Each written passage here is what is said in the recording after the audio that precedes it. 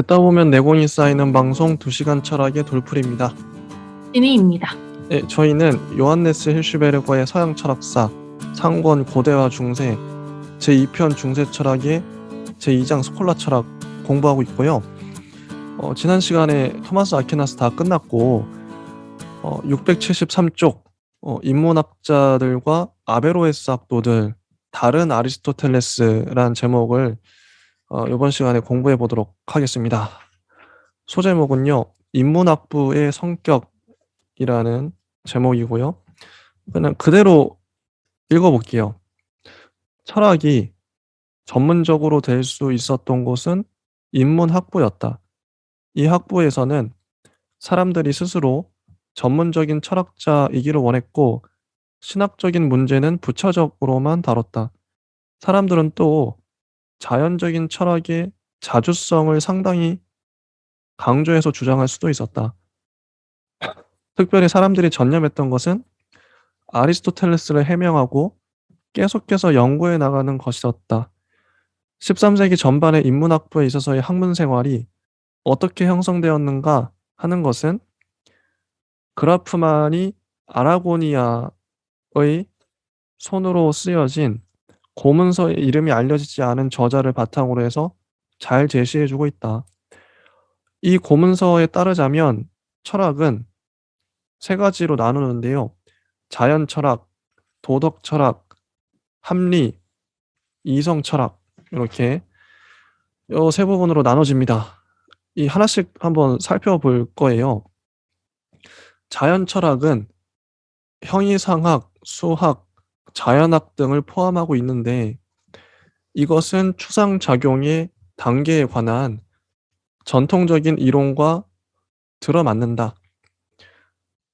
자연 철학 중에서 이제 하나씩 보면, 형이상학은 존재와 개념에 따라 물질과 운동으로부터 구별되는 한에 있어서의 자연의 사물을 고찰한다.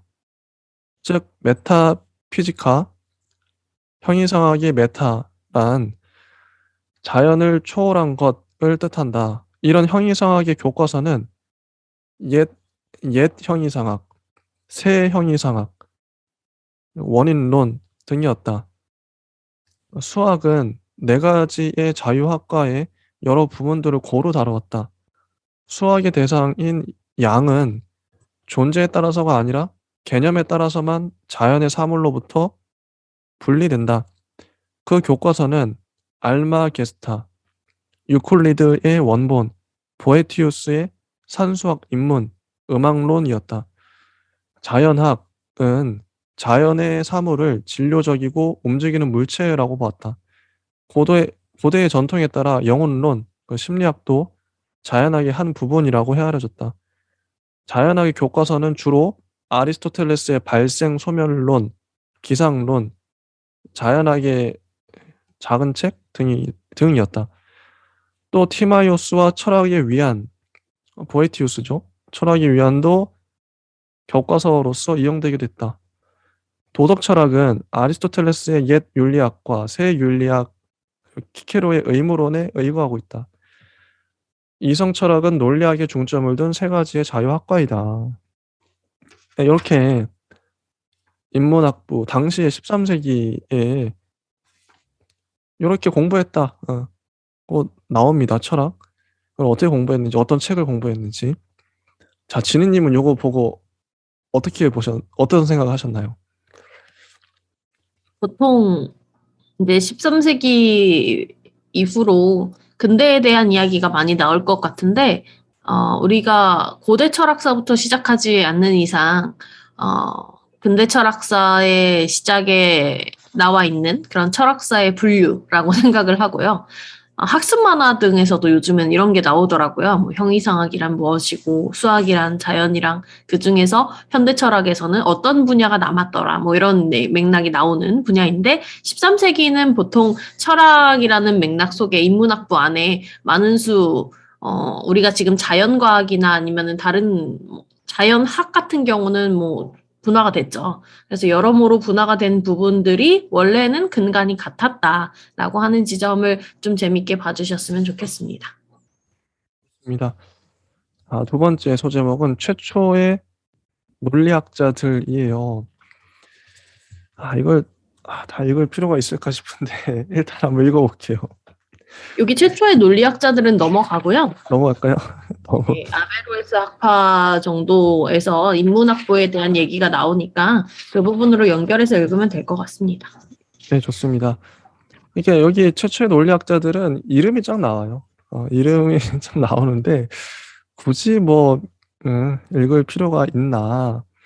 그래서 이런 문장이 마지막에 나오죠. 이 모든 논리학자들은 오늘날 바로 현대 논리학에 관심을 끌고 있다. 뭐 요런 정도. 13세기 후반에 와서는 언어 논리학이 점차로 발전했다. 이런 것들이 있고요. 676쪽. 오늘은 빨리 끝날 수도 있겠습니다. 요 에피소드가 아베로에스 학파라고 해서 요게 이제 좀 메인인데요. 요거 한번 볼게요. 13세기 중엽에 아베로에스 학도들이 나타나고서는 인문학부의 의의가 더 커졌다. 여태까지는 철학의 노 교수들은 주로 철학을 위한 예비 학예만 전념하고 있었으나 이제 전문 철학이 육성되기에 이르렀다. 이때의 철학은 아리스토텔레스의 철학이었으며 특히 분명히 말할 수 있는 것은 신학적인 아리스토텔레스가 아니라 순수한 아리스토텔레스가 다뤄졌다는 것이다. 그러나 말할 것도 없이 사람들이 다뤘던 것은 아베로에스의 아리스토텔레스였지 순수한 아리스토텔레스는 아니었다. 왜냐하면 아베로에스는 여태까지의 아비켄나 대신으로 지배적인 해석가, 주해자가 되어 있었기 때문이다. 이 사람 아베로에스를 통해서 아리스토텔레스가 알려졌던 거죠. 아베로에스에게 철학적으로 의뢰하는 것은 파리에서는 한 가지의 활발한 운동, 즉 소위 라틴적인 아베로에스주의, 급진적 또는 이단적인 아리스토텔레스주의로까지 발전해 있었다. 이 새로운 정신적인 방향에서도 다음과 같은 세 가지의 것이 특별히 돋보인다. 즉, 세계가 영원하다는 학설, 진리가 이중적이라고 하는 명제, 그리고 영혼 유일설 등이 그것이다. 자, 요 첫 번째 문단을 봤는데요. 진희님은 어떻게 보셨나요? 네, 저는 그냥 쭉 읽었습니다. 솔직히 여기에서는 네, 구체적인 생각을 더하기엔 조금 그렇습니다. 혹시 다음 문단을 한번 읽어주시겠어요? 네. 이 운동의 중심 인물은 676페이지 맨 아랫줄입니다. 이 운동의 중심 인물은 브라반티아의 시게루스였다. 그라프만이 미넨에서 새로이 발견한 그의 아리스토텔레스 주해서들은 그가 아리스토텔레스 해설가들 중에서 가장 위대한 사람이며 독자적인 판단을 가지고 대담하게 사고를 진행시키는 사람이었다는 것을 잘 보여주고 있다.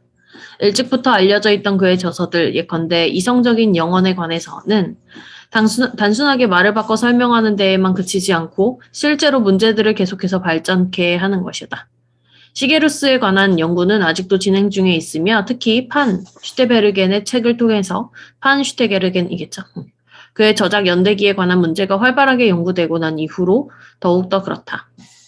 그런데 뒤에 와서는 시게루스의 사고에 의해서 있어서도 급진적이고 혁명적인 아베로에스의 아리스토텔레스의 해석으로부터 온화한 아리스토텔레스 해석 그리고 마침내는 토마스와도 일치할 수 있는 그런 아리스토텔레스 해석으로 근본적인 변화를 한 것처럼 생각된다. 네, 여기까지. 요것도 그냥 뭐 읽으면 되는 부분이라서 딱히 할 말은 없고요. 제가 아래쪽을 읽어볼게요. 초기에 여기선 할 말이 있을까? 자, 초기에 있어서의 시게루스는 상당히 독자적인 길을 걸었다고 해요. 신은 첫 번째의 존재자다. 신의 존재는 아리스토텔레스의 운동에 의한 증명, 인과 명제, 신플라톤주의의 완전성의 단계에 관한 사상 등에 의해 밝혀진다. 또 신은 세계의 창조자이기도 하다. 그러나 신의 창조는 영원하며 신이 창조한 것은 만물이 아니라 일자인 신에게 내적으로 가까운 것뿐이다. 신이 창조한 게 만물이 아니래요. 좀 다르죠. 예. 일자인 신에게 내적으로 가까운 것들을 창조했어요. 진료는 이렇게 가까운 것이 아니다. 그래서 진료는 신의 영향을 벗어나 있으며 따라서 섭리도 벗어나 있다. 우주는 영원하며 진료에 대한 서술, 그리고 우주가 영원한가 유한한가 이런 걸로 나뉘죠. 각자들이. 이분은 이렇게 봤어요. 우주는 영원하다. 천 개의 영혼들에 의해 영원히 움직여진다. 이 영혼들은 물질로부터 떨어져서 자립적으로 존재하고 있다. 지구상의 생물들도 영원하다. 자연적인 발생은 없다. 또 생물들은 영원히 존재할 것이다. 여기에는 고대의 순환하는 우주년도 다시 있게 된다.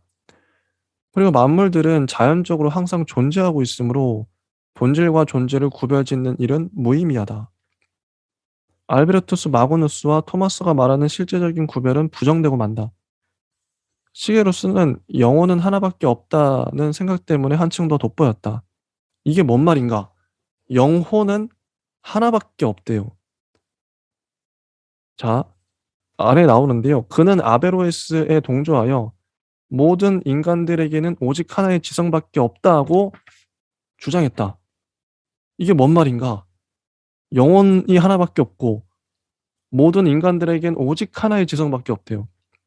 우리 그럼 각자 지성 갖고 있는 거 아니야? 이게 아니, 이 사람한테는 생각이 좀 다른데 678쪽 위에 보시면 인간이란 감각콘을 통해 살아가는 감각적인 생물이다. 지성이 이렇게 한데 다 모든 인간이 이렇게 한 뭉텅이처럼 이렇게 뭉쳐있나 보편적 지성이? 이 감각콘이야말로 육체의 형상이다. 정신에게 고유한 것인 보편 개념은 하나의 통일을 이루고 있는 인류의 지성에 의해 생긴 것이나 이 지성은 개인과 개인의 감성에서 분리되어 있고 개인에게서 분리되어 있어요. 지성이 영원하며 불사적이다. 분리되어 있는 것으로서의 영혼은 어떠한 진료도 통하지 않고 진료랑 상관없이 있는 거죠. 개별화되고 여러 개로 되며 필연적으로는 하나이어야만 한다. 이건 이 서술대로라면 거대한 하나의 지성이 인간들을 다 엮고 있는 것 같은 느낌이 들어요. 보편적 지성. 그래서 개별적인 영혼은 없으며 또 개별적인 불멸성도 없고 오직 인류의 영혼의 불멸성이 있을 뿐인 것이다. 그러니까 인류의 영혼이 하나가 있다는 거죠. 그 하나가 불멸한다. 여기서 우리들은 아리스토텔레스의 영혼에 관하여에 나오는 몇 가지 말들이 매우 명백하고 폭넓게 넓혀지는 것을 알 수 있다. 뭐 이런 건데요.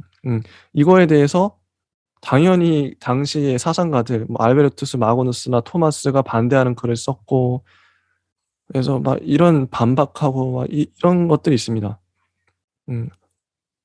뭐 에기디우스 로마누스는 뭐 철학자들이 오류해서 반박하고 논박하고 이런 것들이 나와요. 보나벤투라는 이 학설들이 세계와 삶의 질서를 혼란시켰다고 하고, 누구는 또 단죄를 하죠. 파리의 주교 탐피에는 이 학설들을 단죄하고 219가지 오류표를 인문학부에 전달하고 이런 식으로 전개가 돼요. 너무 혁신적이니까. 후기에 좀 이 사람이 생각이 바뀌는데 일단 여기까지. 지니님 요 주장이 좀 황당하긴 한데 어떻게 보셨나요?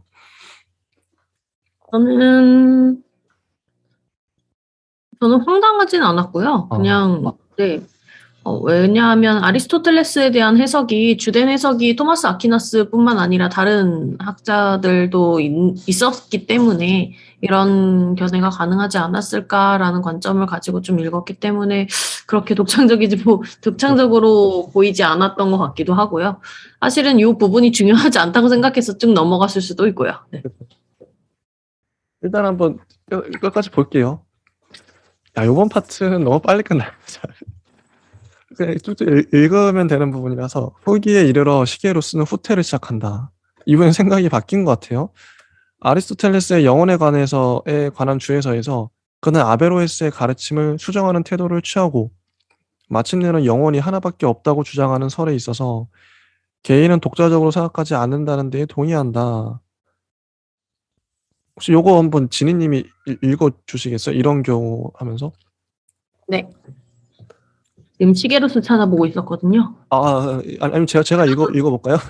네네. 자료도 별로 안 나오네요. 앞에 자료도 없으면 그냥 읽어주시죠. 자료가 없다. 이렇게 말함으로써 그는 토마스가 자기에게 반대했을 때 이용한 논거를 올바르다고 생각했을까? 이젠 정신적인 영혼이 육체의 형상이어도 좋으며 또 개별적이고 불사적이다. 그리고 운동도 영원하지 못하며 하나의 시작이 있다고 생각하지 않으면 안 되게 되었다. 순수히 철학적으로 보자면 이것도 저것도 분명하게 증명해낼 수는 없다. 그리고 이 점에서 토마스의 입장은 긍정될 수 있다. 더 나아가 이제 신은 많은 것들을 인식할 수 있고 그것들에게 영향을 미칠 수도 있다. 또한 그는 처음에는 일종의 결정론을 주장하고 있으나 이제 의지의 자유를 지지한다. 그의 전향은 너무나 근본적이라고 말할 수 있을 정도다. 그래서 우리들은 다음과 같은 추측도 해봄직하다. 즉 그의 전향의 전체에 있어서 그 옛날에 이중진리설이 실제로 이용되었으리라는 것이다. 이중진리설이란 철학과 신학은 각기 그들의 권리를 가지고 있으나 한쪽에 타당하다는 것은 다른 한쪽에도 절대로 타당할 수 없다는 것이다. 두 개의 세계는 각기 독립해 있으며 서로 내적인 관계도 없다. 사람들은 이 두 가지 안에서 기분 좋게 지낼 수가 있다. 시게루스는 신학자들을 방문하고 다른 도리가 없어 신학자들이 듣고자 하는 말을 함으로써 신학자들의 비위를 맞추지는 않았을까? 이렇게 할 때 철학적으로 자기의 몫을 생각했을까? 불프는 시게루스를 교묘한 성격의 소유자라고 했으나 그가 전향한 것은 진심이었다고 생각한다. 저는 시게루스의 주장도 보다는 이 파트에서 우리가 좀 논의할 만한 게 이중진리설. 요게 이중진리설이란 철학과 신학은 각기 그들의 권리를 가지고 있으나 한쪽에 타당하는 것은 다른 쪽에는 절대로 타당할 수 없다는 것이다. 두 개의 세계는 각기 독립해 있으며 서로 내적인 관계도 없다. 이게 오늘날 현대적인 관점하고 비슷해요. 현대에서는 철학과 신학이 서로 좀 무시한다 그럴까? 별로 연관 없이 그냥 각자의 논리대로 흘러가잖아요. 신적인 영역은 신앙적인 것이기 때문에 여기 이중진리설 요 부분이 그러니까 근대적인 요소가 아니었을까. 여기 힐스베르거도 시게루스가 이제 후기에 전향한 것처럼 보이는 건 철학자들에게 자기의 논리를 어떻게 설득할 수가 없으니까 뭐 이런 식으로 전향한 척? 뭐 요런 이중진리설 바탕으로 요런 쇼를 했다. 그래서 근대적인 맥락에서 근대를 좀 불러오는 어떤 요런 공헌을 한 거죠. 시게루스가. 진희님은 요거 어떻게 보시나요? 철학과 종교, 신학과의 양립 불가능성은 되게 일반적인 것 같이 느껴져요. 지금 생각하면. 그래서 신학을 배운다라는 느낌과 철학을 배운다라고 하는 느낌이 좀 다르게 느껴지는 것도 이 안에 있을 텐데, 되게 재미있긴 하죠. 재미있긴 한데, 과연 학자로서 좀 옳은 제스처였을까는 좀 궁금증이 좀 의문이라기보다는 궁금해져요. 왜 이런 생각을 하게 됐을까? 그리고 우리도 지금 오늘날의 관점에서 보면 뭐 유체이탈 이런 거 생각하면 영혼 빠져나갈 수 있다고 생각하는 거잖아요. 그런 개념이 어디서부터 기인했는지도 되게 궁금하기도 하고요. 인간 지성, 뭐 집단 지성, 절대 지성 뭐 이런 얘기들 하면 근대에서 했던 얘기들이잖아요. 근데 아직까지 다 쓰죠. 그래서 집단 지성이 되게 긍정적인 것처럼 되게 말을 하는데 멍청한 사람들끼리 모이면 집단지성이라는 거 없거든요. 아, 그래서 원래부터 본래 주어져 있던 이성이 개체와 독립적으로 따로 떼어져서 여기 지금 시게루스가 말하는 것처럼 그렇게 설명을 할 수 있는 어떤 것이 있다면 개별적인 양이 있고 또 집단이 모여 있으면 그 개별적의 평균 양이 또 총량으로서 존재해서 집단지성이 무한 긍정될 수 있다는 논리가 완성이 되지만 사실은 그게 존재가 되지 않으면 집단지성이 무너지죠. 그래서 뭐 이런 게 다른 의미로 우리가 그런 안 좋은 말을 보통 정치가들이 쓰긴 하지만 뭐 우매한 대중이다 뭐 이런 얘기는 집단지성의 실패를 나타낸다고도 볼 수 있거든요. 그래서 이게 배우지 못했다, 배웠다 뭐 이런 말을 떠나서 어떤 안 좋은 생각을 가지고 있는, 안 좋은 방향성을 가지고 있는 사람들끼리의 총합은 그 지식의 어떤 총체와는 상관이 없이 부정적으로 작동할 수 있잖아요. 그런 실제 사례도 근대적으로 있었고. 그래서 이런 부분에 대한 어떤 소스를 제공한 그런 사상들이 아니었을까라고 잠깐 생각을 하게 되었던 것 외에는 네, 없고요. 아리스토텔레스의 영혼론이 계속적으로 주해로서 아니면 인용이 되었다는 점도 되게 독특하죠. 토마스 아퀴나스는 아리스토텔레스의 방법론을 가지고 종합을 했는데 아베로에스 학파 같은 경우는 진료에 아마도 집중을 했겠죠. 그래서 형상과 진료 중에서도 플라톤과 결별하는 지점에 아리스토텔레스를 추출해내서 그 개별적인 어떤 부분에 좀 더 의미 부여를 했을 것이고 어떤 분리할 수 있는 어떤 하나의 독립성 뭐 이런 부분에 집중을 했던 것 같습니다.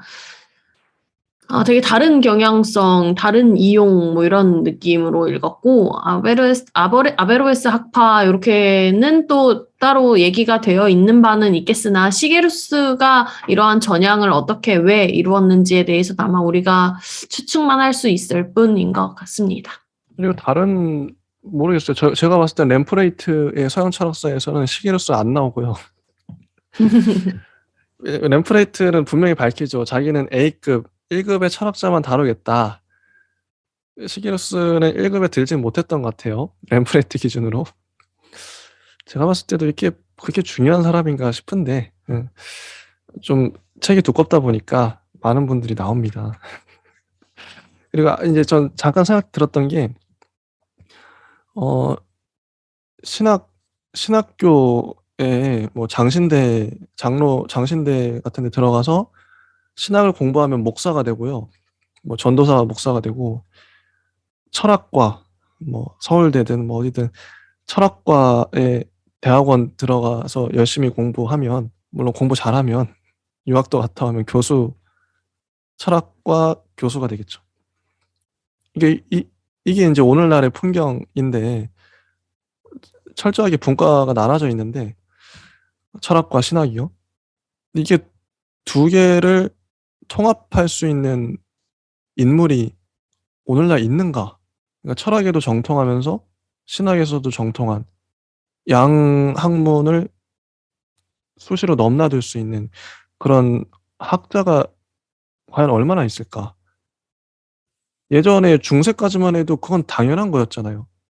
신학을 하면 당연히 철학을 하는 그건 뭐 거의 100%. 근데 오늘날은 그런 사람이 거의 없단 말이죠. 저는 학교에서는 있을 수 있다고 생각하는 게 음. 신학을 전공하고 종교학을 전공했다고 해서 신을 믿는다고는 생각 안 해요. 그래서 신을 믿지 않더라도 그 학문에 대해서 관심을 가질 수는 있고, 물론 그런 경우는 되게 적겠지만, 학문적으로 어떤 개념으로나 아니면 뭐 종교에 대한 특성에 입각해서 뭐 철학과 같이 비교를 한다거나 볼 수는 있을지라도, 아마 균형 있는 사고를 하기가 조금 힘들 수는 있겠다라고 생각이 듭니다. 오늘날에 제가 알기로는 현대 철학자들이 바울을 연구하기 시작했어요. 꽤 최근에 오래전.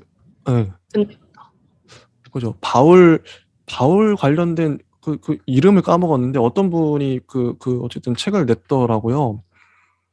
그래서 야 이거 좋은 시도다.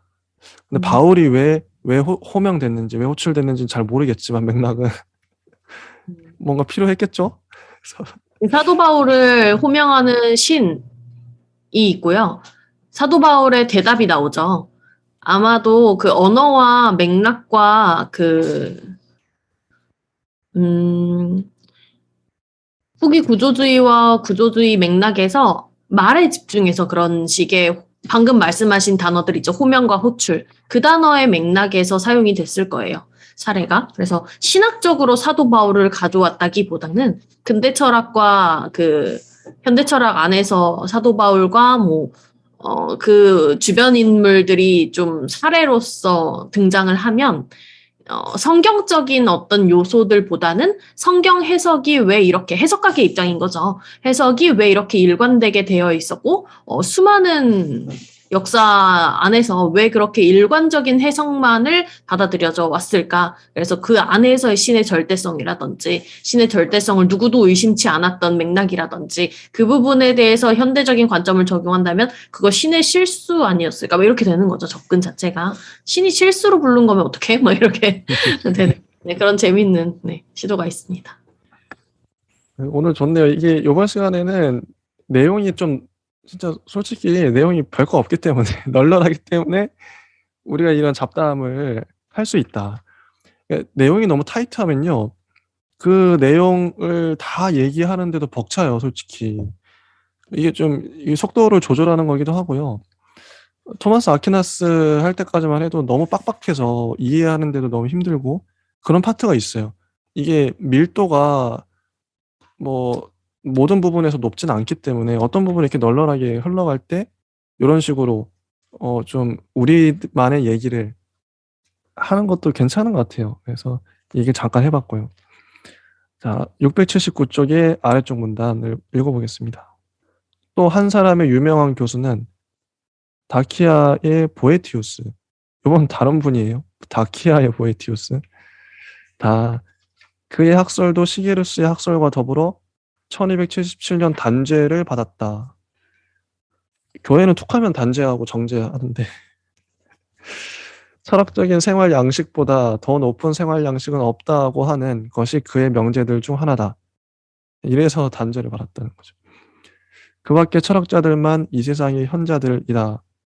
라고 하는 명제도 있다. 급진적이네요. 이와 비슷한 말을 그는 계속하고 있다. 여기서 우리들은 아리스토텔레스적이고 순수한 현세적인 이교도주의를 들을 수 있다. 온건하면서 토마스와 알베르투스에 연결되는 교수들은 두에의 야콥, 브레타뉴의 롤, 오베르뉴의 피에르. 솔직히 지금 이런 사람들은 몰라도 돼요. 너무 디테일하게 나온 거라서 어떤 이런 사람도 있다. 아베로에스적인 전통은 파리에서 오랫동안 주장되었다. 14세기에 이것을 대표한 사람들로는 잔드 읽으면서도 좀 헛웃음이 나오는 게 굳이 이걸 읽어야 되나? 잔드노의 요한네스, 파두아의 마르실리우스 등이 있다. 마르실리우스는 평화의 옹호자를 썼는데 이 책은 국가의 자연적인 성격을 주장하는 아리스토텔레스의 편을 들어 교회의 모든 감독에 대해 국가 권력의 독립을 옹호하고 국가 권력과 국법의 유일한 원천은 국민에게 있다고 하는 국민 주권론을 선언했다고 합니다. 마침내 아베로에스의 전통은 볼로냐로 특히 파두아로 옮겨갔다. 이 전통은 17세기까지 파두아에서 유지되었으며 처음에는 아리스토텔레스와 그의 자연학을 개혁하는 데 끈질기고 완강하게 반대했으나 르네상스기에는 그 본래의 뜻대로 근대의 양식을 갖춘 순수의 자연적인 철학으로 되었다. 여기까지가 이제 이번 시간 내용이 끝인데요. 별게 없어요. 그냥 읽으면 되는 부분이고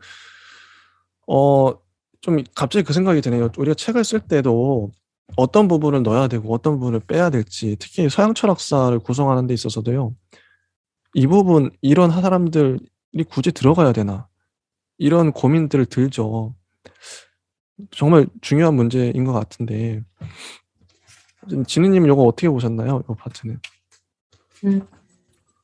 저는 후기 스콜라 아직 조금 멀었나요? 후기 스콜라가 바로 들어가나요? 다음엔 후기 프란시스코 학파. 네. 조금 더 읽어야 되네요. 네, 마이스터 에크하르트. 그 다음에 후기 스콜라 학파를 기다리고 있는 것 같아요. 그래서 에크하르트까지는 이렇게 힘을 빼고 조금 읽을 필요가 있을 것 같고요. 하나하나 힘줘서 읽으면 사실 지쳐요. 그래서 그렇죠. 네, 우리보다 똑똑한 힐시베르거도 이렇게 서술을 한다는 이유가 있을 것이다 생각을 하고요. 우리의 목적은 철학사를 훑어보는 것이기 때문에 관점을 이제 거시적인 것, 미시적인 것 굳이 나눠야 하는 그런 목적이 완주이기 때문에 있는 것 같고요. 맞아요. 완주를 한 이후에 또 끝나는 게 아니니까 그 이후에 또 작업을 하거나 아니면 원고를 써보거나 하는 것도 좋은 방법일 것 같습니다. 그래서 좀 궁금해진다 이렇게 요 정도에서 아니면 들어봤다 그 안에서 기억을 해주시면 될 것 같고 철학사를 읽고 끝내면 절대 안 되죠. 그래서 철학사 이후에 원전으로 나아갈 수 있기까지 여기서 말하는 원전은 번역서입니다. 아무래도 그가 직접 그 사상가가 직접 쓴 저서까지는 우리는 읽어내야 하기 때문에 큰 틀에서 좀 길게 보시고 같이 따라오시면 좋지 않을까 그런 생각을 했습니다. 뭐 잠깐 말씀드리면 제가 이제 저희가 요 얼마 안 남았어요. 요 서양 철학사 상권이 요번 주 다음 주면 끝날 것 같고요. 한 2주 정도 남았고 상권 하고 이제 학원까지 하겠죠. 학원 거의 상권을 하는데 한 7, 8개월 정도 걸렸더라고요. 학원도 거의 한 6, 7개월 정도면 끝날 것 같고요. 그 이후로는 계획이 저희가 램프레이트 봤었고 힐시베르거 봤고 램프레이트는 입문하시는 분들이 보기엔 좋습니다. 좀 어렵긴 해요. 근데 어려운 건 어쩔 수 없고요. 근데 용어가 친절하게 설명이 안 되어 있는 것 같아요. 엠브레이트는 아는 사람, 약간 아는 사람을 기점으로 해서 좀 쉬운 책일 것 같고. 네, 좀 어렵지만 그래도 뭐 좀 참고 읽을 만한데 힐시베르거는 확실히 이건 초보자 용어 아닙니다. 이게 처음에 서양 철학사 모르시는 분들이 이 책 읽으시면 정말 당황하실 거예요. 절대 처음부터 이거 보시지 마시고요. 내가 서양 철학사 몇 권 봤다. 그러면 좀 어느 정도 좀 전체 맥락을 안다. 그러면 보셔도 괜찮을 것 같긴 한데 너무 두껍고 너무 양이 많고 어려워요. 솔직히 어렵습니다. 이 책 독해력도 중급 이상이신 분들이 보면 좋을 것 같고요. 보다가 질릴 수 있어요. 지칠 수 있어요. 이거는 거의 마지막에 봐야 되는 책인 것 같아요, 순서상. 근데 어쩌다 보니 두 번째 봐버렸고요.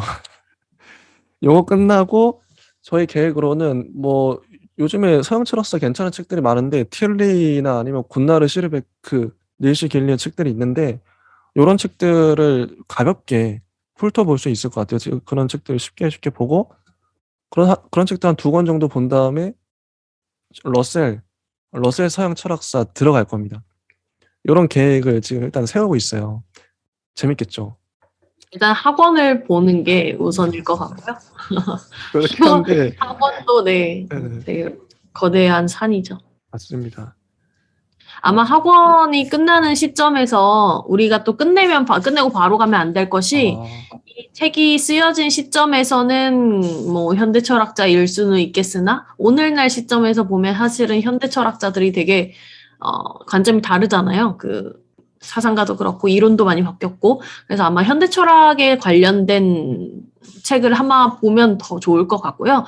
비교적 현대 철학의 관점에 가깝게 쓰인 철학사 책을 하나 경유하고 방금 말씀하신 책들을 살펴보는 게 나을 것 같아요. 비교적 러셀은 분석 철학자이기 때문에 아무래도 현대 철학이라든지 그 이전 근대 철학을 서술함에 있어서 되게 명확하거든요.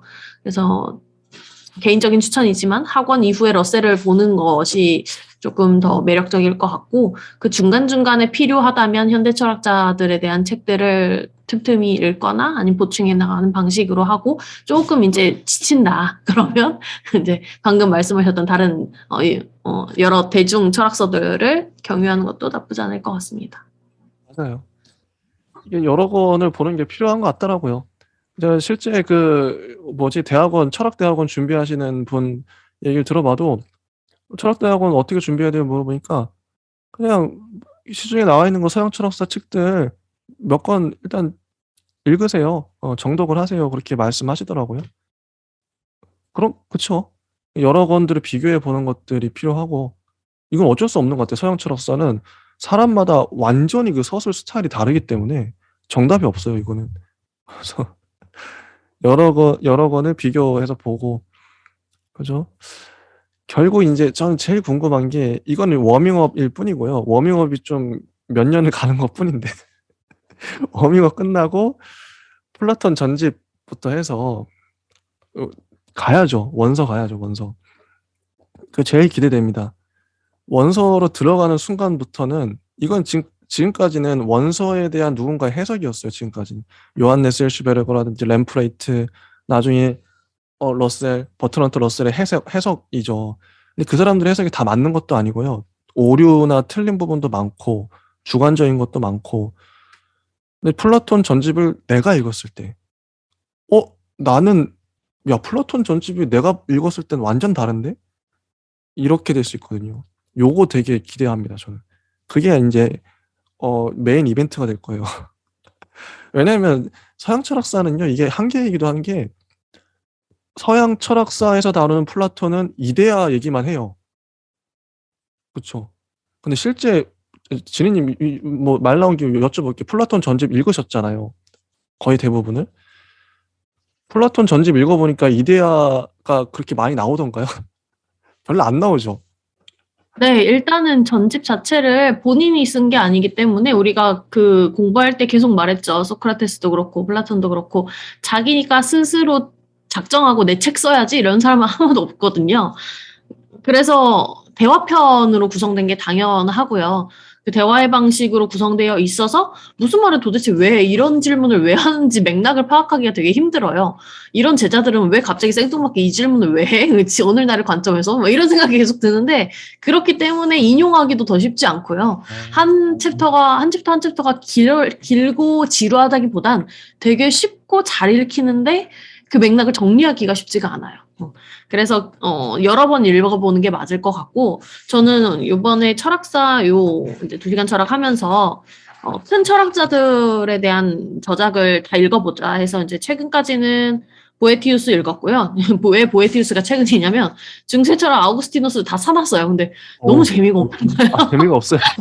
네, 청소년을 위한 고백론 요 정도는 읽었는데 아, 네, 일단은 중세 철학에서 일단 그 저작을 읽는 건 멈췄고 또 아퀴나스 책까지 있긴 있어요. 근데 감히 뭐 이렇게 접근할 수 있을 만한 그런 흥미 뭐 이런 게 잘 안 생기고 일단 우리 후기 스콜라주의 넘어가서 근대 철학 시작하면 이제 쭉 읽어나가야 될 거대 산맥이 많죠. 많죠. 감히 기둥도 아니에요. 산맥. 네, 근데 그런 데카르트부터 해서 데카르트 저서도 진짜 중요하더라고요.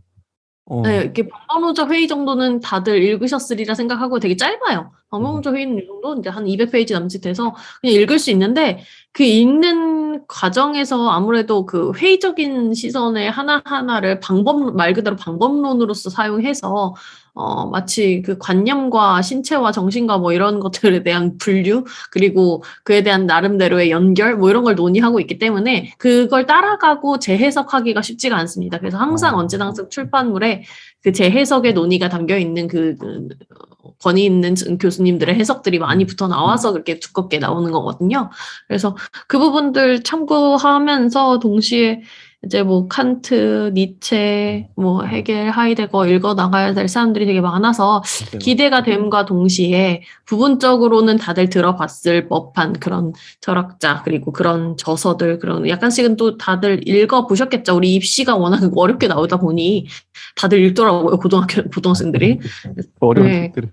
네, 그래서 기대도 되지만 좀 겁도 나고 과연 언제 끝날까 좀 막막하기도 하고 그런데요. 일단 한번 해보려고 합니다.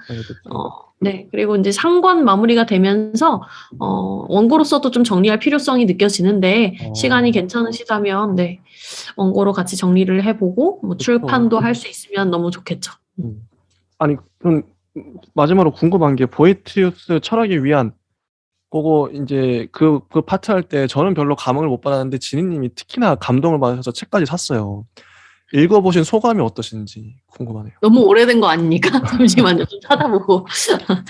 아무튼 너무 재밌. 네.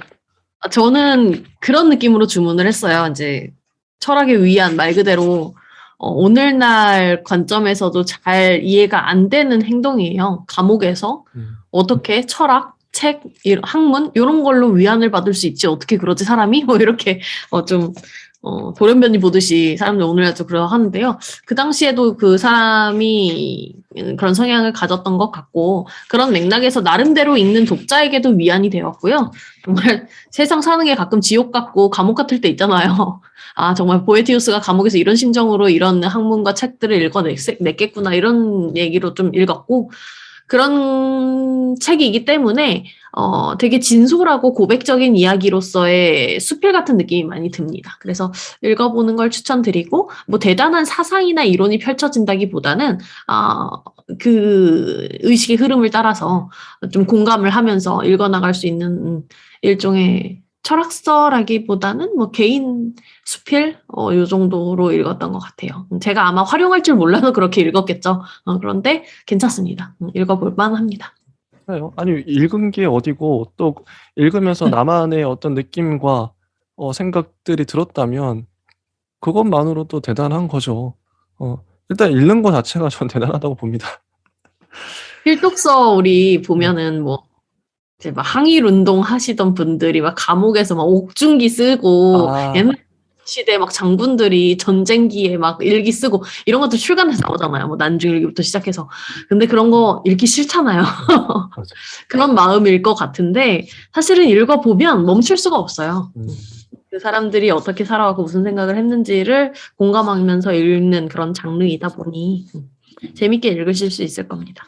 그럼 한 가지 좀 의외인 게 분명히 서양 철학사 책에서는 아우구스티누스가 문장도 화려하고 수사도 했기 때문에 되게 글을 매끄럽게 대중적으로 잘 쓴다고 생각을 했는데 막상 읽어보니까 또 아니더라 이런 거잖아요.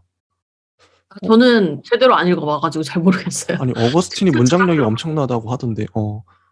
중세 철학 들어가는 순간부터 네. 이들의 저작을 읽어야 하는가 많이 고민을 했는데 네, 궁극적으로 터치조차 안 했고요. 표지 조금 열어봤나? 네. 그래서 제대로 읽어보려고 하면 또 재미는 있을 것 같습니다. 제일 먼저 읽고 싶은 건 두 사람입니다. 아비켄나랑 보에티우스랑 후기 스콜라 철학자들을 먼저 읽어보고 싶어요. 아우구스티누스랑 토미즘 관련된 책은 좀 나중에 읽고 어차피 네. 아비켄나를 왜 읽고 싶으셨나요? 궁금하네요. 아비켄나가 우리 중간중간에 언급되어 있는 되게 짧게 하고 끝나거나 아니면 언급이 아예 되지 않은 채로 끝나거나 뭐 이런 경우가 많은데 근대 맹아들의 어떤 것보다는 제 생각인데 개인적으로 주관적인 생각으로 현대에서 추출할 수 있는 그런 개념들을 상당히 많이 제시를 했던 것 같아서 흥미를 가졌습니다. 그래서 그게 오해일 수는 있지만 상당히 관심이 많고 그리고 그 당시에 좀 기독교의 위기였기 때문에 외부에서 철학이나 신에 대한 개념들이 많이 들어왔던 걸로 우리 정리를 한번 했었죠. 그래서 뭐 라틴 계열이라든지 아랍 계열이라든지 뭐 이런 계열이 중간중간에 등장하는데 사실은 잠깐 언급하고 지나갈 만큼 그렇게 일시적인 영향이 아니라 되게 거대한 영향으로서 미쳤거든요. 그래서 그 부분의 시발점을 아비켄나로 보는 것이고 아마 그 전후로 그런 영향 관계를 좀 보고 싶은 마음이 좀 듭니다. 그러면 후기 스콜라 철학자들은 어떻게 관심이 가셨나요? 저는 후기 스콜라 철학자들은 우리가 앞서서 이런 생각을 중세에도 했네라고 이제 근대 맹아들이다 하고 얘기를 계속 많이 해왔는데 그런 경향성이 짙은 게 후기 스콜라 학파들이에요. 직접적으로 근대의 어떤 소스들을 더 잘 보이게 추출해낼 수 있는 사람들이라서 되게 기대하고 있습니다. 네, 그렇습니다. 오늘은 여기까지 하죠. 아유 재밌네요. 이렇게 잡담하는 것도 아주 뭐 듣는 분들도 유익하셨을 것 같아요. 이런 얘기를 좋습니다. 예, 감사합니다. 감사합니다.